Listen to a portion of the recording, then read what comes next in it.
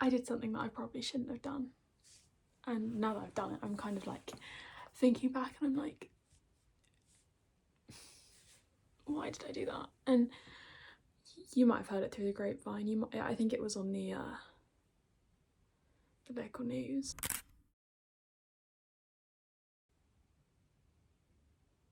I bought 5 books. And let me explain this.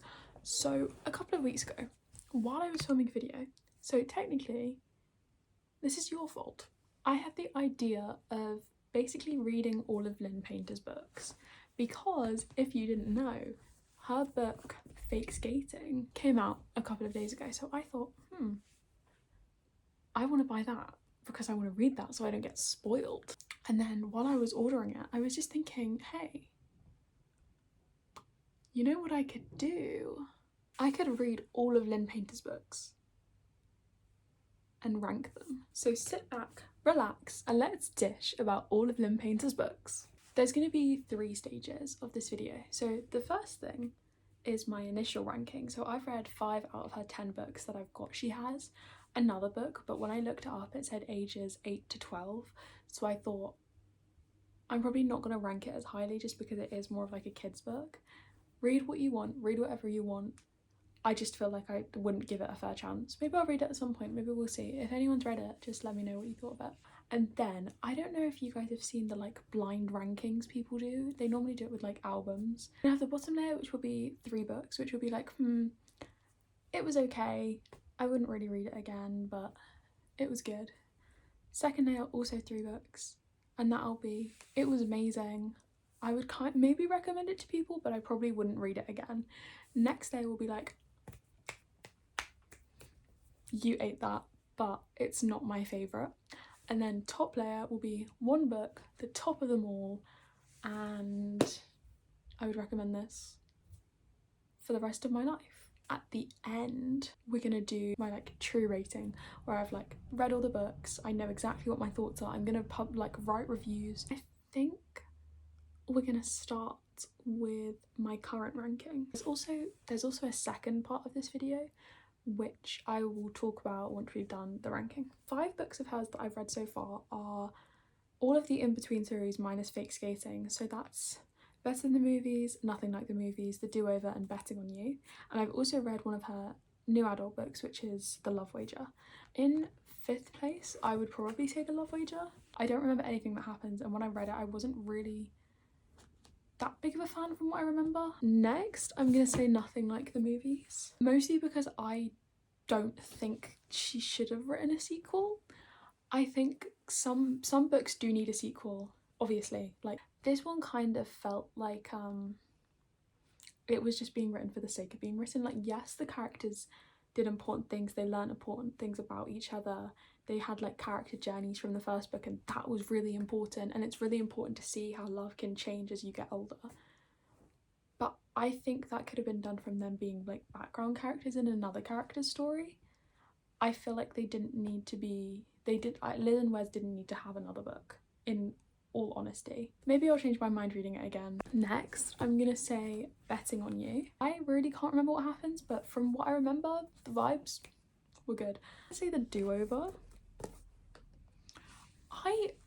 People don't really like this one that much, but I really like magical realism. This was one of the books where I was like, okay, so we can just have little like elements of magic that don't make sense, and that's fine. And then top of the charts, my favourite, Better Than the Movies. There's not much to say, honestly. Like all the other ones, I'm gonna say more once I've reread it and at the end. The helicopter. If they ever need someone to play Liz, if they're gonna make a film at some point. If they need someone to play Liz, I'm 18. What? Leave it to him to kick me when I'm down. What are you talking about? You're wrong about Alex. She's not flawless. And no one is totally flawless. Come on, I couldn't believe his nerve. She's pretty dang close though, I suppose. You suppose? What on earth could she possibly be lacking? Do you want bigger boobs or something? Is she? She's not you. The 5 books that we then haven't read yet: Mr. Wrong Number, Happily Never After, Made for Each Other, Accidentally Amy, and the first book that we're going to be reading for this video, which I definitely haven't already started and you definitely couldn't see from the pen that was left in there as a bookmark, Fake skating. I'm gonna try and give quite brief explanations of my thoughts without dropping anything. Danny and Alec were childhood sweethearts. Now they're enemies. Moving back to Minnesota, Danny is excited to reconnect with nerdy Alec, but he's nothing like she remembers. He's the town hockey star and he loves it. When Danny and Alec find themselves playing the role of boyfriend and girlfriend, complicated may be an understatement. In this town, hockey may rule, but love is about to take its place. It's dual POV, and the way that it's been structured, where it starts off in Alec's point of view, it's so interesting because it gives his view on the past, and there's this like big event that's taken place between them, but we don't know what it is, and both of them seem to be kind of like not. He is very much like, I really don't want to ever see her again because of this event, and she's like, I wouldn't mind seeing him again, but I'd rather not.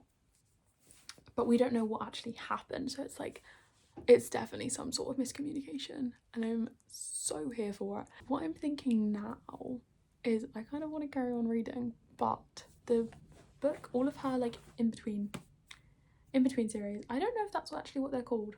I just like the song. Gracie, please release it. But all of them have a playlist at the end, and I've never actually read them listening to the playlist, but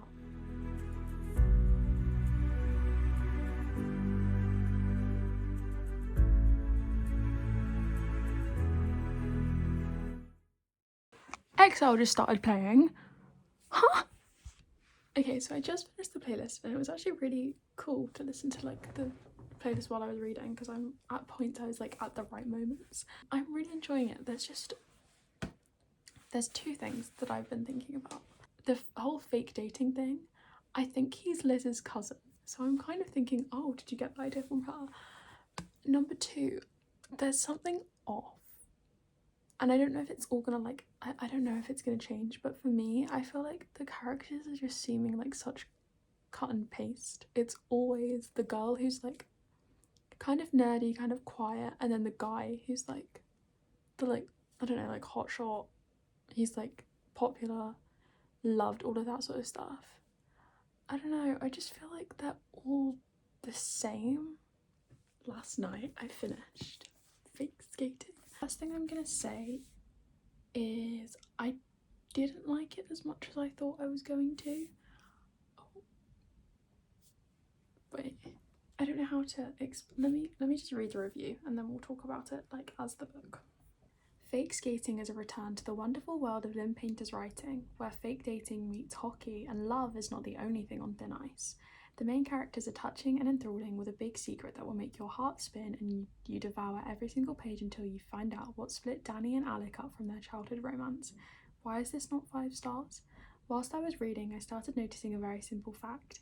At its basis, this book is a copy and paste of every other one of Lynn Painter's books. Yes, it's comforting and lovely to know that at the end of the day the two characters will overcome their differences and be able to love regardless of their impediments. But every single event that took place seemed to me like a very slight twist on the events of the other books. There's no daring, no breaking free of the tropes that she's used before. The characters are still the quiet nerdy girl and the outgoing boy who's been in love with her for his entire life and brings him out of her shell. Side note, why was Tawny mentioned at the beginning and then completely forgotten? Still, solid book, and I would definitely recommend simply because of the writing style and the fact that I finished it within a day. The writing style, I love Lynn Painter's writing style. I think that's what keeps the page turning, that's what gets you embedded because of how like quick paced it is. I'm gonna try not to spoil it, but for one, at the end there's a very, very specific trope that I don't like that this book uses. The trope of fake dating, immediately I was like, this is pretty very much similar to Better Than the Movies. They get into the fake dating for pretty much the same reasons. The characters, they have backgrounds, but it doesn't, I don't know, it felt like there were points where the backgrounds were just kind of like shoved in. Like Better Than the Movies, the background is like woven through the entire book and you can understand like why the characters do everything, but this just felt like, oh, it was mentioned at certain points. And there were like, there's a character at the beginning who Alec is like kind of like not dating, but they're like getting like, they're kind of like they're in like a talking stage, she's just completely removed. And there's this whole backstory with like the grandfather and the dad, and it's like closed off, but it doesn't feel closed off because it's like, how has this led to this? It's like the ending closes everything off simply because it had to be closed off, and not because that's actually like the progression of the story. Honestly, I think we go here. This one right here. And that kind of perfectly leads on to the second part of the video. I feel like I've fallen into like a trap of like consumerism, if you know what I mean. Like, I see a book, everyone's talking about it, I have to buy it just to say that I've read it. On next is a book I've wanted to reread for the longest time because I feel like I didn't give it enough attention as I should have, and that is The Do-Over. After living through a dumpster fire of a Valentine's Day, Emily Hornby escapes to her grandmother's house for some much needed girl talk and companionship. There, Emily passes out on the couch, but when she wakes up, she's back home in her own bed. That's not the only shocker though. Somehow it's Valentine's Day again. And the next day, another disaster V-Day. It seems that Emily is stuck in some sort of time loop nightmare that she can't wake up from as she rewatches her boyfriend Josh cheat on her day after day. In addition to Josh's recurring infidelity, Emily can't get away from the enigmatic Nick, who she keeps running into, sometimes literally in unfortunate ways. How many days can one girl spend passively watching her life go up in flames? And when something good starts to come out of these terrible days, what happens when the universe stops doling out do-overs? Already concerned that we're just gonna have another thing of the characters where it's like, oh, nerdy girl who needs help, boy who's gonna save her. I don't mind that trope, but when it's overused by one author, it just gets really tiring.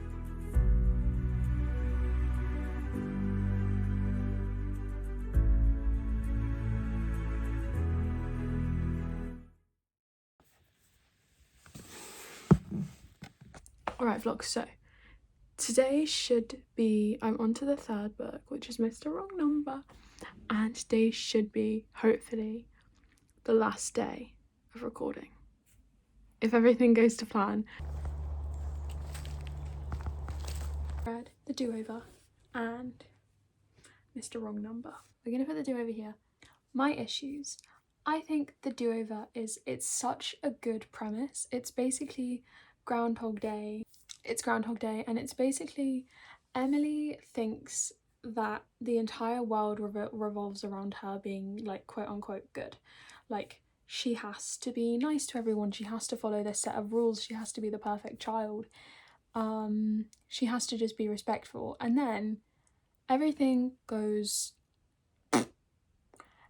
terribly. She has the worst Valentine's Day in history, and so she starts reliving it over and over again, and she keeps doing it the same way. She keeps trying to be good and solve things by being perfect, and then she learns that basically perfection isn't what life is about, it's about living.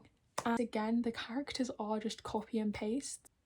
I don't want to say it's like lazy writing, because Lynn Painter is a very, very good writer, and I think across all of these books the link between them is that she's a really, really good writer. I just feel like her characters aren't actually built very well, because when I read like a Holly Jackson book, I think I've said this before, like the books I like are where a character's backstory is like interwoven into their character. And like everything that happens is a part of them, and all of their choices are like affected by that, I guess. And I feel like Lynn Painter just doesn't really do that. It's like lazy choices, like lazy character writing, because there's just so many, like, she has such a talent, it's just the characters aren't developed, and they really are just to copy and paste. Like, there's tiny bits that changes, but it's always girl who needs help, boy who saves her. She is more not in that, but in the fact that she writes in the most basic tropes. To me, I think it's so much more interesting when you like experiment, because romance books aren't about the happy ending. Like, you know there's going to be a happy ending. It's about how you get there. And I feel like her characters are so good on paper because of the things they say, but there's nothing to like back that up. I think it's just interesting doing this because it's like the realization of I am really just buying her books because of who they've been written by. If you were wondering why this video, it was so like structured at the beginning and it got so higgledy-piggledy, I dropped out of uni. So that was kind of the focus of this week. Okay, Mr. Wrong Number. I gave it 3 stars. We're going to do the review after. I gave it 3 stars. I feel like it could get much worse. So I'm going to put it here. No. Okay, I'm just going to read the review and then we're going to talk about it. 3 stars, Mr. Wrong Number. Fast pace, easy to read, interesting message, but that's about all the positive aspects of this book I have to comment on. The characters were interesting but underdeveloped, with aspects of their background, for instance, Colin's financial background. His family is like old money, rich, and he has a very good job, so he lives in luxury basically.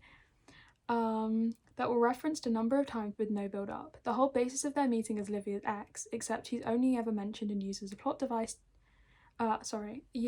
driver to showcase her bad luck. The way their relationship ended would have been something that alters your every decision, but the only way she seems to be affected is not wanting to get too close to guys. Not because of fear of that happening again, but because she gets too into relationships and loses herself in them. Again, fair enough. But still, this was underdeveloped. The majority of the events of the plot felt like they were just happening for no reason but The majority of the events of the plot felt like they were just happening for no reason but